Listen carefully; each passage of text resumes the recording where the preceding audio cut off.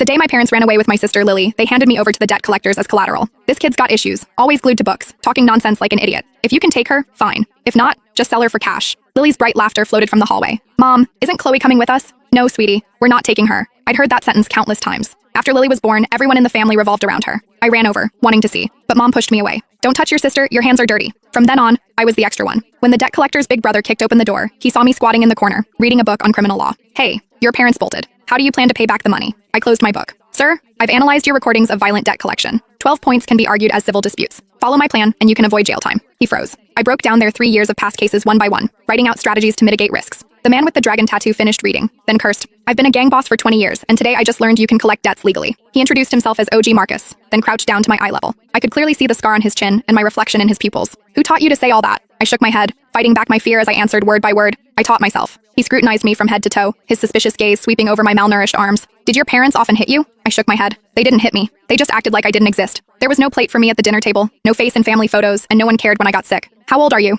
12. Marcus looked at me, his eyes full of suspicion. The hallway light flickered. He stood up and waved his hand. Frank, bring all our IO us. Let our big shot lawyer take a look. I don't know how long passed. My legs were numb from squatting. Frank finally carried over a cardboard box. It was heavy, landing on the floor with a thud. Inside were IO us, contracts, and transfer records, all haphazardly crammed together. Marcus patted the box, nodding at me. Big shot, show us what you've got. Marcus and his crew were playing cards in the living room. 3 men, hunched around a folding table, smoking cigarette after cigarette, the whole room thick with smoke. I sat in the corner, poring over the contents of the box under the dim light. Mid-game, the youngest man, Leo, glanced at me. Marcus, come on, what could a 12-year-old kid possibly figure out? Frank also looked over. She's been sitting there for 2 hours, hasn't moved a muscle. I didn't dare move. I'd seen abandoned kids before. There was a boy, 2 years older than me, who slept beside a trash can after his parents ran off. His eyes were empty, like 2 dark holes. Marcus didn't speak, playing a card. As soon as he spoke, I put down the last file. I'm done. Everyone looked over. I walked to the folding table, and they automatically made space. The table was covered in ash and beer cans. I swept them aside, clearing a spot. I pointed to the first case. The year before last, in March, you said, if you don't pay up, we'll make sure you regret it. That was deemed a threat. But if you'd said,